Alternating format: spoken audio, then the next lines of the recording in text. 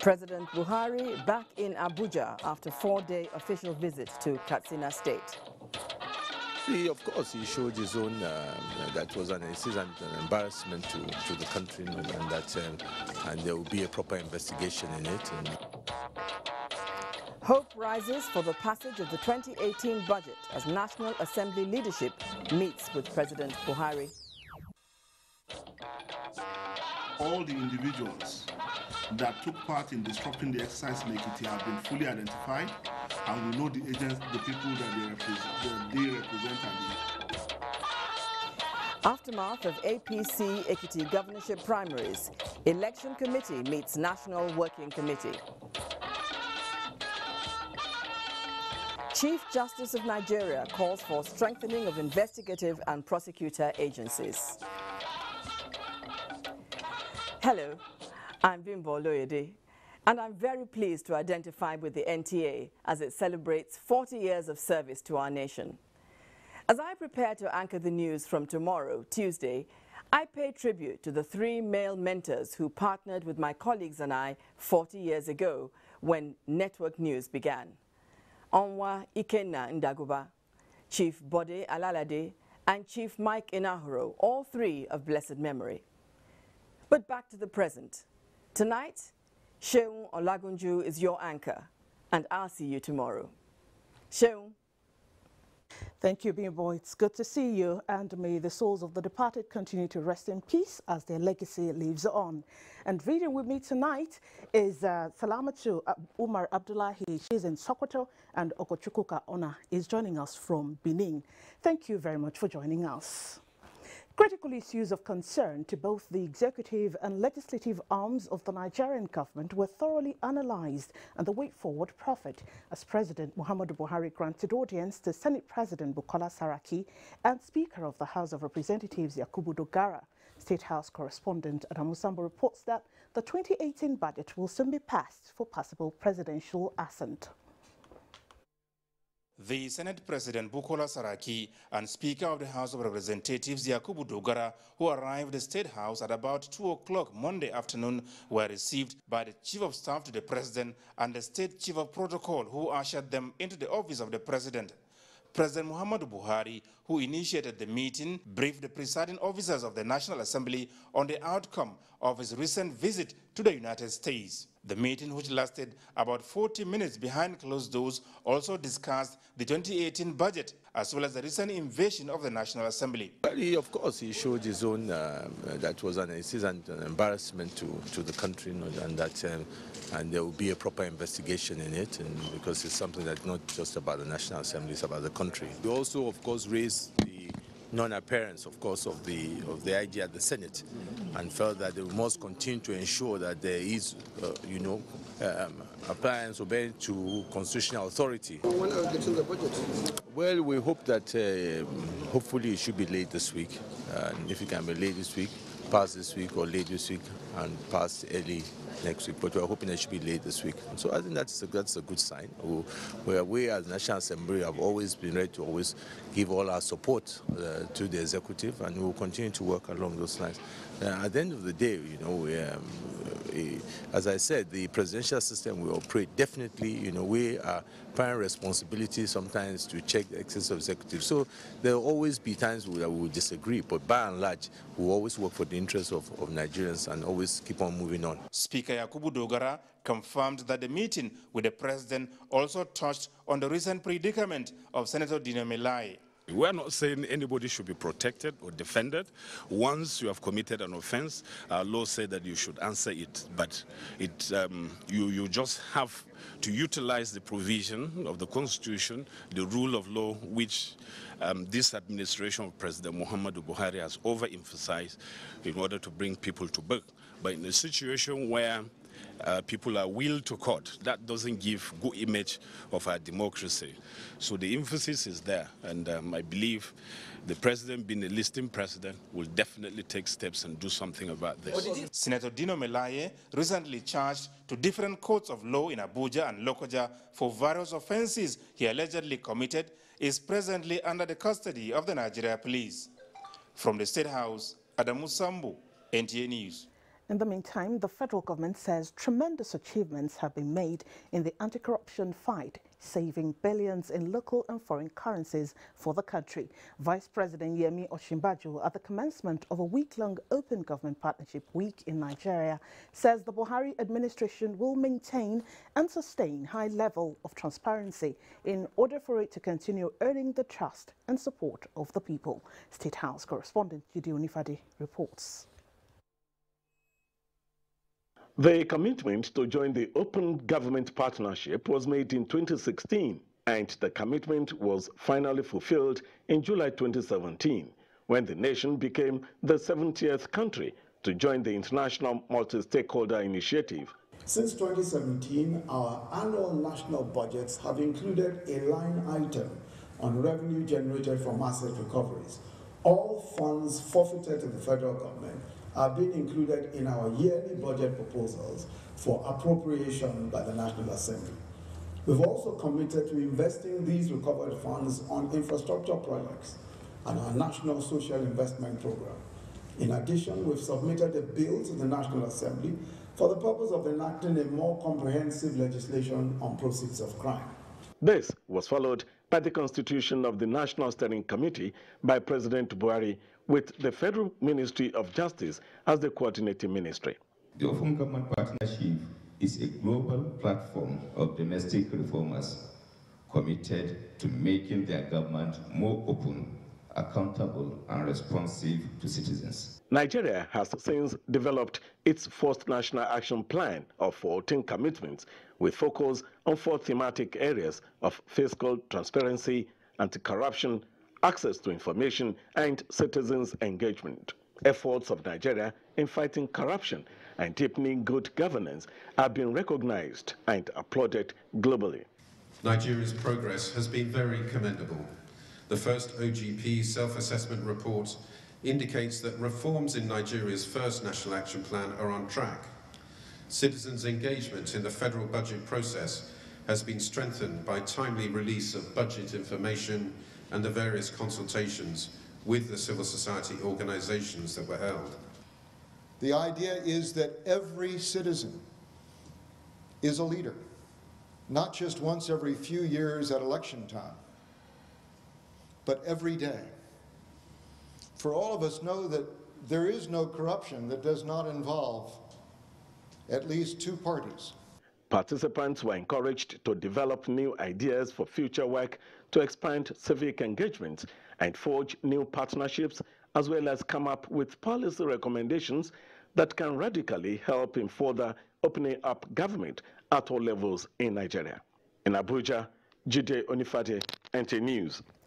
And Vice President Yemi Osinbajo says he has no regret over his statement on the alleged $3 billion fraud perpetrated by Strategic Alliance contract in 2013, as the facts are lying bare in the public domain. This was contained in a 4-page facts sheet by the Senior Special Assistant to the President on Media and Publicity, Office of the Vice President, Laolu Akande. Mie Ogidi reports.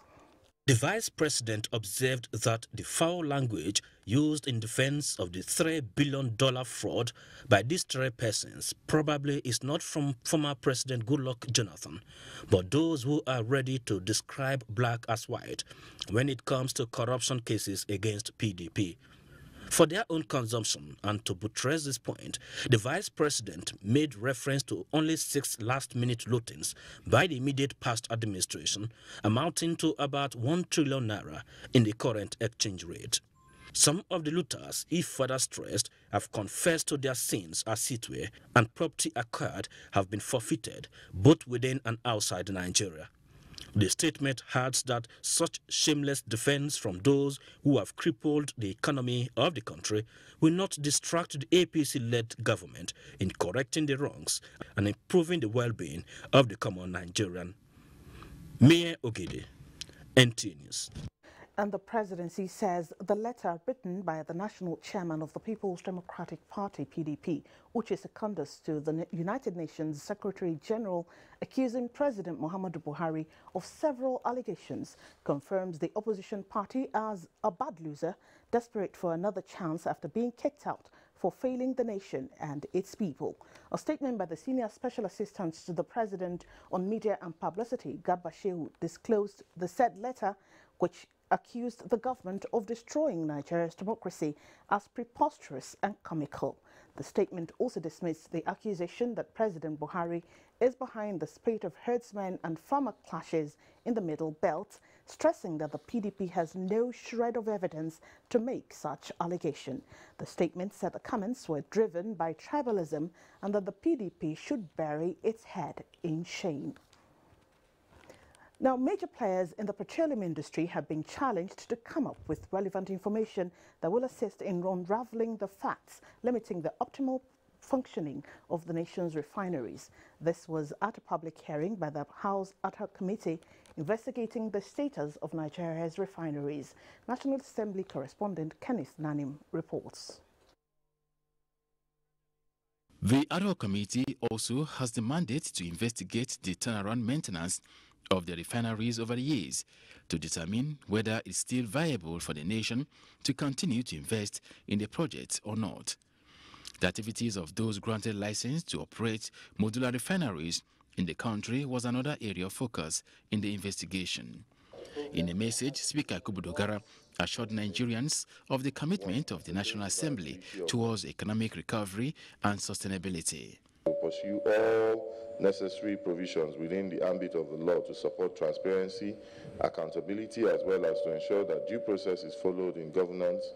The Ad Hoc Committee had requested specific documents that will point to the financial implications of the turnaround maintenance of the refineries done in the past, procurement processes followed, and other terms of reference from the NNPC and the CBN. NNPC's current plan is not for turnaround maintenance, but rather for complete rehabilitation of all the refineries. There is a custodian of our finance, that is the central bank. So we want you to help us to identify time and cost of time. Do you have those financials of withdrawals of NNPC for TAN projects? Do you have them? Can you provide them as CBN? We will not have them, sir. The NNPC and the CBN representatives were given 24 hours to make available the required documents. Other relevant groups, including the paramount ruler of Alesa community in Rivers State, His Royal Highness Isaac Eyi Ngulebe, also made submissions. From the National Assembly, Kenneth Nanim, NTA News. To the judiciary now, the Chief Justice of Nigeria, Justice Walter Onogen, has called for the strengthening of the nation's investigative and prosecutory agencies if criminal trials in the country are to improve. He made the call in a message to the first national workshop for investigators and prosecutors organized by the National Judicial Institute in Abuja. Judiciary correspondent Femi Okewu reports. When people talk about the flaws of our criminal justice system and easily point to the court as the cause, they are possibly using the word court as a generic reference to the tripod on which trials stand. Any successful criminal trial depends on effective and diligent investigation, prosecution, and then the judge's pronouncements. It is in view of the importance of this collaboration that the Chief Justice of Nigeria, in his message, called for proper attention to be paid to the first two legs, instead of expecting the judge to be the all-in-all in a process. I must emphasize that in all criminal trials, the prosecution must prove its case beyond reasonable doubt, as the court is not Father Christmas that will give what you did not ask of. Although investigators and prosecutors do have trainings from their various agencies, this is the first time the Training Institute for Judiciary in the country is organizing a training for them. In spite of daunting challenges, such as inadequate manpower and insufficient funding, we must ensure that the quality of the criminal justice system is not compromised. The participants were sourced from the various ministries of justice, ICPC, EFCC, and the police. In Abuja, Femi Okewu, NTA News. Time to pause for some messages. The network news continues after this timeout. Stay with us.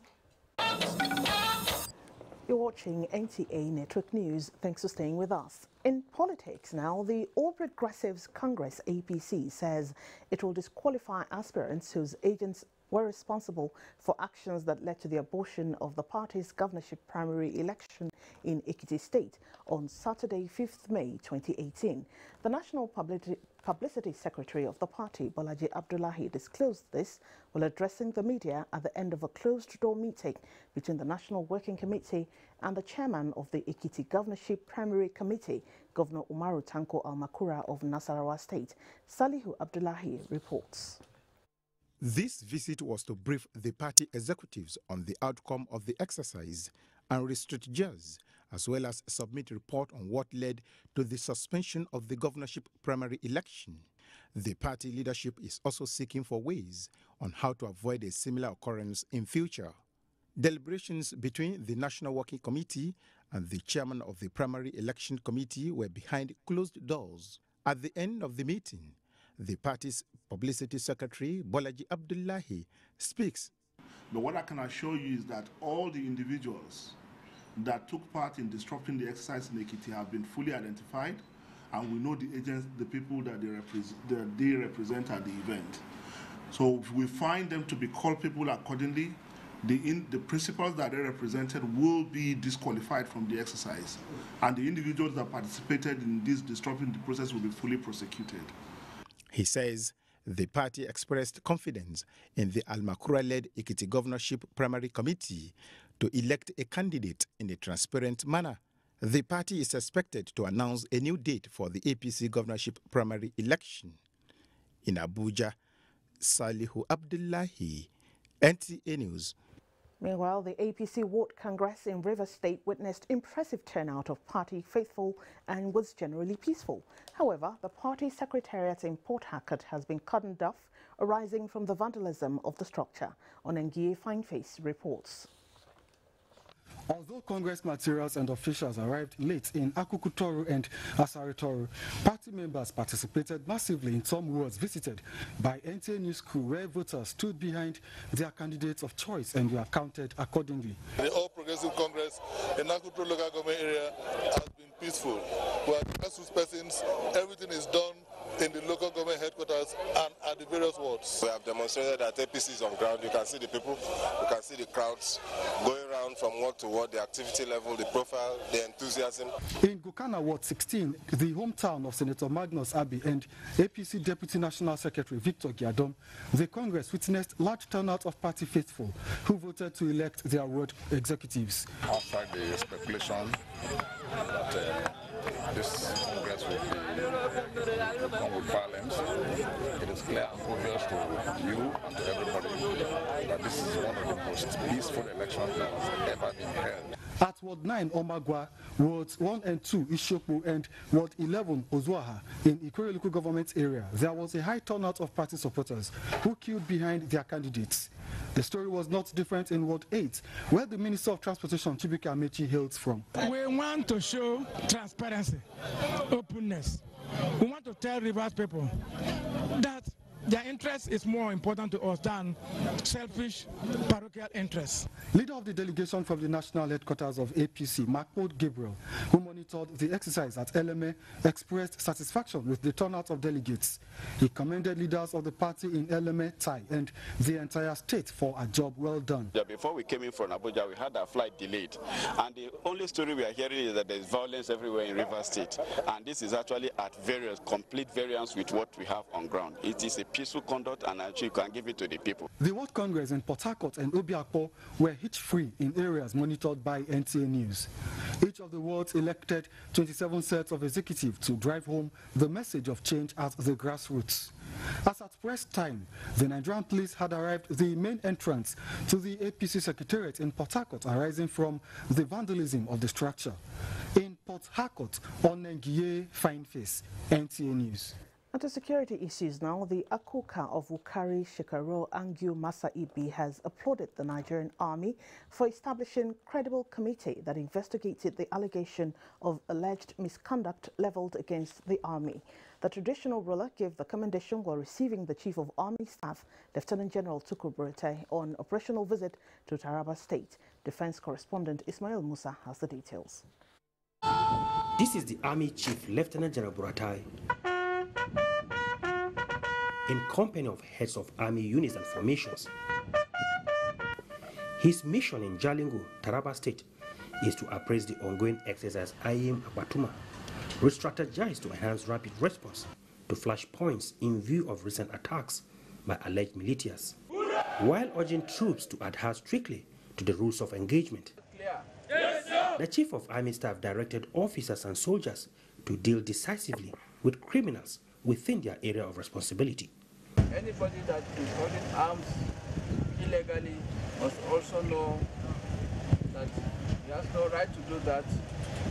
And if he's seen with arms, it means he's hostile. So you must act appropriately. At the palace of Akuka of Ukari, who is the chairman Taraba State Traditional Council, Lieutenant General Buratai sought for the cooperation of the traditional institution. Nigerian army is not all over in war as the most excellent organization. The operational tour continued with visit to other army formations in the North Central. From Jalingo, Taraba State, Ismail Musa, NTA News. The Nigeria Police Force has commenced the screening of 1,330 candidates who have applied for recruitment into its rank and file. The Deputy Inspector General of Police in charge of training, Emmanuel Inyang, while flagging off the exercise, said all measures have been put in place to ensure transparent, credible exercise. Sefia Nyoma Uche reports. The Inspector General in charge of training, Emmanuel Inyang, said the exercise will be supervised by the DIGs in all zones across the country and monitored by officials of the Police Service Commission and the Federal Character Commission, as well as top police officers. He said the general screening being the first step, after which applicants will be taken through mental and physical screening to ensure their complete fitness for the job. The DIG further stated that an aptitude test put together by JAMB will also be conducted. DIG Inyang, however, said successful candidates will begin training in June this year. I'm going to invite for the first time a psychiatric doctor who's going to take their mental evaluation, their states, make sure that you're okay mentally and that you are not on drugs. So a question of accidental discharge is going to be a thing of the past. Out of this 6,000, we want to assure Nigerians that we are going to have the best. DIG Inyang, however, said successful candidates will begin training in June this year. In Abuja, Safia Noma Uche, NTA News. The Chief Judge of Kogi State, Justice Nasir Ajana, has fixed Thursday, 10th May 2018, for hearing in a motion for bail of Senator Dino Milai. The adjournment followed a plea from the Defense Counsel, Michael Zahome, to regularize the process. Austin Ayimbe reports. Hearing on the application for bail was scheduled for hearing this morning. But upon the commencement of trial, the defendant counsel moved that he was served the counter affidavit this morning, raising fresh issues which he needs to respond to. He urged the court to give him 20 minutes to file a further and better affidavit, but the judge refused to grant the request, saying he would prefer taking time to go through processes filed, hence asked them to come before him on Thursday this week. Asked what the fresh issues raised in the counter motions are, the defense counsel explains. They were raising this issue that Dino is the kind of person who will jump bail because he had jumped out of a moving bus when he was being taken to Lokoja. And what we have done is to counter that, to say that the police had told him he was being taken to an FCT High Court to be arraigned, only for them to suddenly veer off, going to Lokoja. And that Dino said that whilst they were in the vehicle at the Area 1 intersection roundabout, the police tear-gassed him 2 times. As soon as the vehicle came to a standstill at the intersection of Area 1 roundabout, he forced open the bus door and jumped down because he was now gasping for breath. Effort to get comments from the prosecution counsel failed as he left the court immediately the case was adjourned. From the High Court Complex, Lokoja, Kogi State, I'm Austin Anyebe, NT News. And Hingino is standing by with more reports from our Lagos Network Center. Hello, Hingino, it's over to you. And a warm welcome to Lagos. Towards revitalizing the socio-economic activities of Nigerians, the federal government has completed 131 rural electrification projects across the country. Minister of Power, Works and Housing, Babatunde Fashola, disclosed this during the inauguration of a new transmission substation in Odugonyo in Ikorodu area of Lagos. Rotimi Oluwabemi compiled the report. Construction work on the site, according to the minister, began in April 2010, but suffered some challenges such as port clearing delays, security, and funding issues.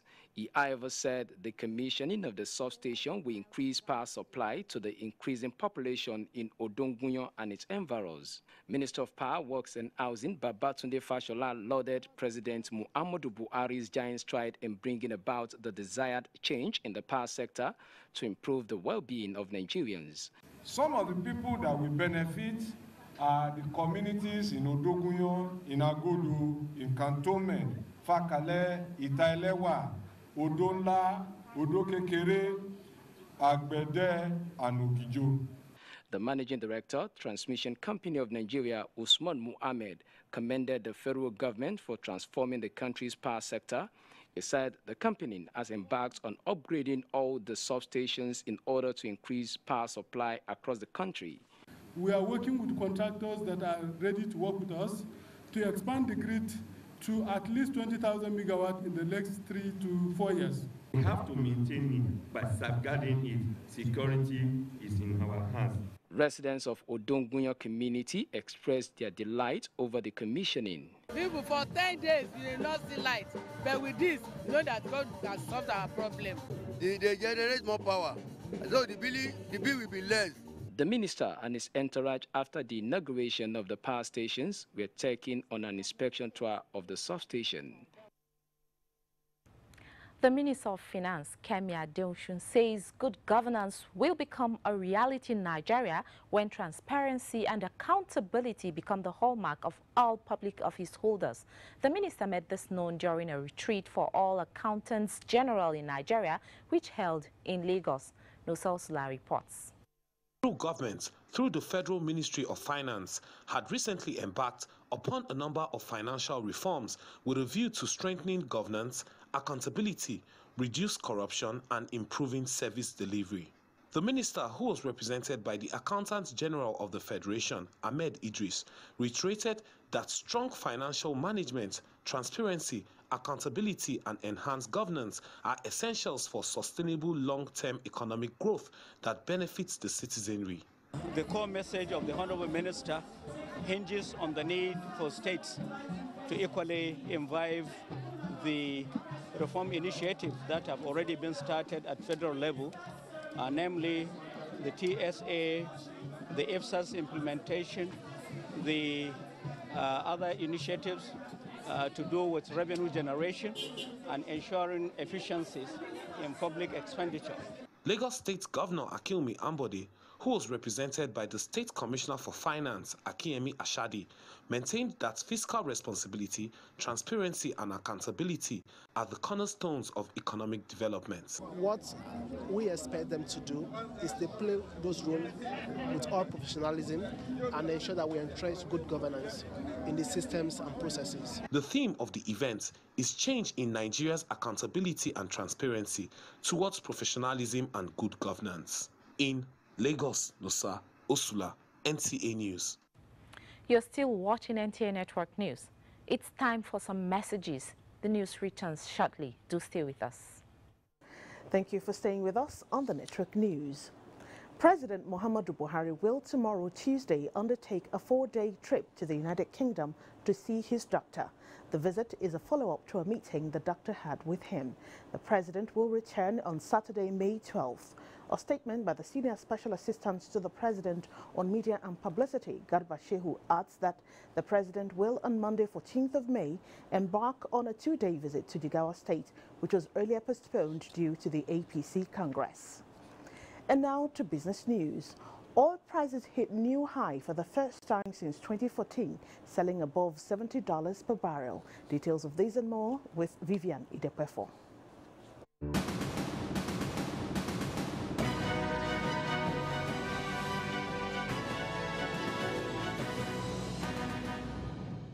Good evening and welcome to Business News. U.S. oil prices rose above $70 a barrel on Monday for the first time since November 2014, as deepening economic crisis in Venezuela threatened the country's already tumbling oil supplies. Brent crude oil futures were at $75.78 a barrel, representing an increase of 91 cents from the last close. Meanwhile, Saudi Arabia has raised concerns about possible shortages of spare crude oil production capacity. Back home, the equities market started the week on a negative note, shedding 0.11% to close at 41,172.82 basis points. 221 million shares exchanged hands amongst investors in 5,629 deals, valued at 2.566 billion naira. Equities market capitalization closed at 14 trillion naira. Lasaco, Guarantee and Sovereign Insurance were the most traded equities at 24 million, 20 million and 16 million shares. Still talking investments, experts describe the recent currency swap between Nigeria and China as a positive step in expanding the basket of foreign reserves while opening a new chapter for economic growth. This is one deal that will, rub off positively on the economy of Nigeria. One of the things it's going to do is that it will help to reduce the pressure on the US dollar. So we stand the chance of having the naira appreciating, and that's because Nigerian businessmen now who regularly import from China will no longer need to be looking for a third currency. End to pension matters now, as pensioners have another cause to smile, as the National Pension Commission says it will commence implementation of the Retirement Savings Account multi-fund investment structure from July 1st, 2018. The Retirement Savings Account multi-fund investment structure is to resolve the challenge of asset liability risk management experienced by pension fund administrators.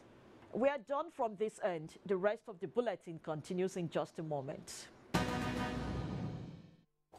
The Nigerian Copyright Commission, NCC, has suspended the operating license of the Copyright Society of Nigeria, COSON, as a collective management organization for music and sound recordings. This follows the approval of the Attorney General of the Federation and Minister of Justice, Abubakar Malami, in line with the provisions of Regulation 19.2 of the Copyright Collective Management Organization 2007. A statement signed by the NCC's Director General, Afam Izekwode, notes that the suspension is as a result of continued failure and or refusal of COSON to carry out the directive of the Commission issued via its letter dated February 19, 2018. COSON has also been directed to stop making withdrawals or expenses from the funds of the body within the period of suspension, except for purpose of personal emoluments, which may, however, be made upon permission from the Director General of the Nigerian Copyright Commission. It's time now to join Salamatu in our Sokoto Network Center for more stories on the network news. Salamatu, it's over to you.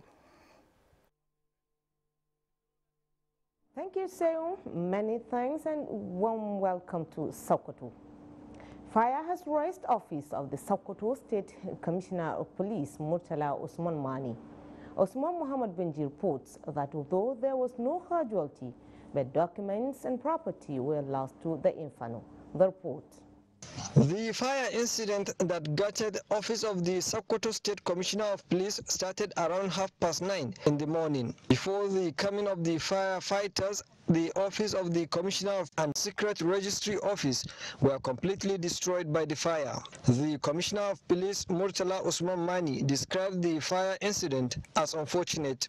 He attributed the inferno to electric fault, saying it wasn't explosion, as rumored in some quarters. He commended fire servicemen for their quick response, which assisted greatly in stopping the fire from further escalation. And there was no loss of life and nobody was injured whatsoever. Director General Sokoto State Fire Service Murtala Muhammad said his men are investigating to find out the exact cause of the fire incident. He called on the general public to always report fire incidents in time to avoid serious damage. In Sokoto, Abraham Usman Jubrila, NTA News. Sokoto State Council of the Nigerian Union of Journalists has brought succor to patients at some hospitals and orphanage homes as part of activities marking Press Week. Shehu Muhammad Det reports that members of the council were led by Zonal Secretary Zone A, Shehu Ahmad, and State Council Chairman Isa Abubakar Shuni. The report. The first part of all was the Specialist Hospital Sokoto. It is part of the week-long activities lined up by the NUJ to visit sick children, sympathize with them, and present some gifts. Mother Abacha Women and Children Hospital was the second place visited by the team of NUJ members, where BVF patients were seen in large numbers. Chief Matron of the hospital, Salatu Suleiman, who received the NUJ members, expressed appreciation for the visit and pledged judicial use of the detergents presented. At the Usman Affan University Teaching Hospital, head of the Department of Pediatrics section, Dr. Obitoyi, received the delegation and conducted them around the wards. He said due to the ongoing strike, patients with minor cases have been discharged, while those with severe cases are still taken care of. Cash assistance of 3,000 naira was presented to each of the patients at the pediatric ward. The state orphanage was also visited, where cartons of Indomie, egg and toiletries were presented to the children. How I wish this program will sustain it on monthly basis, not even on yearly basis. The week-long activities will continue with the visit to prison in Sokoto. Shehu Muhammad Detti, NTA News. That's a bit from Sokoto. It's back to Seoul for more on the news. Salamatu, many thanks. And we head straight to Benin, where Ogochukwuka is standing by with more reports. Ogochukwuka, please go ahead. Thank you, Shehu. Good evening and welcome to Benin. Following the approval of the establishment of a marine base at Gelegele town in Ovia Northeast local government area of Edo State by the federal government, the state government is to commence the development of the Benin port there. Goodluck Enaini reports on the visits of the governor of Edo State to the site. According to historical records, commercial activities on the Benin port situated in Gelegele town date back to the colonial era. Then, it served as one of the outlets for the colonial masters to transport raw materials to Europe. The recent move by the state government to develop the port has sparked up the curiosity of many who before now knew little or nothing about its existence. However, it has been alleged that most kidnapped victims are ferried on the Gelegele waterways, occasioned by its porous nature. It is against this background that Governor Godwin Obaseki, accompanied by some top government functionaries, embarked on this voyage, which lasted over 1 hour, to have a first-hand knowledge of the terrain and security challenges. We have been privileged to be given a Marine Police Command in Edo State, and the command will be located in Gelegele. It is intended to ensure that there is security for lives and property. The challenges are things that spur us to work.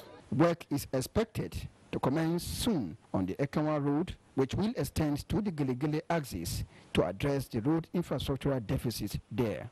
In Benin, Goodluck Enaini, NTA News. Delta State is to constitute youth vigilante committees in Alaja, Udu local government area, and Ogbijo in Warri Southwest. This is to consolidate on the peace achieved in the communities. Governor Ifeanyi Okowa made this known while briefing journalists after the Security Council meeting at the Government House Annex, Warri. Ifoma Okafo reports. Security Council meeting that lasted for over 2 hours behind closed doors, Governor Kowa addressed the press on government's efforts to bring lasting peace to Alaja and Abuja communities. We addressed the leadership of the communities today, and we are about set to go on to start the delineation of the boundary between the two communities, and that's also why we have to call the leadership of the communities to brief them on that. We have also decided to engage the youths to make them form a surveillance team on both sides, on the Alaja side and the Abuja side. On the alleged invasion of Uwe by the Nigerian military, Governor Kowa said he was not aware. That report has not gotten to me. When it gets to me, I can make comments on that. He, however, commended the security chiefs for their effective and proactive management of information. In Warri, Ifeoma Okafor, NTA News. Sure, that's it from this end. It's back to you for the rest of the news. Thank you, Ogochukwu. And up ahead, happenings in the world of sports. Stay with us. President Muhammadu Buhari returned to Abuja from Katsina. He commiserated with the Emir of Katsina, Abdulmumin Kabir Usman, over the death of the chief imam of Katsina Central Mosque, Imam Muhammad Lawal. State House correspondent Adam Musambo reports. President Muhammadu Buhari, who was accompanied to the Emir's palace by Governor Aminu Bello Masari and the State Deputy Governor, described the demise of Imam Muhammad Lawal as a great loss to Katsina Emirate and the entire state. The cerebral religious leader, he said, lived a pious life of service to humanity by propagating moral excellence as exemplified by the Holy Quran and Sunnah of Prophet Muhammad.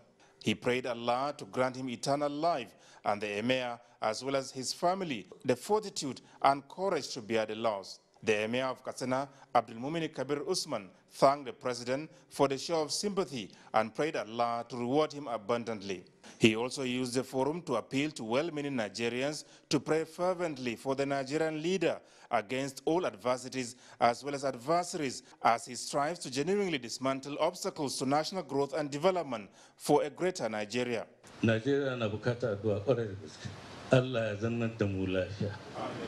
Adam Musambo, NTA News. And now a quick check on the weather forecast for. And that's NTA Network News. Tonight, I am Sheung Olagunju. Thank you for watching.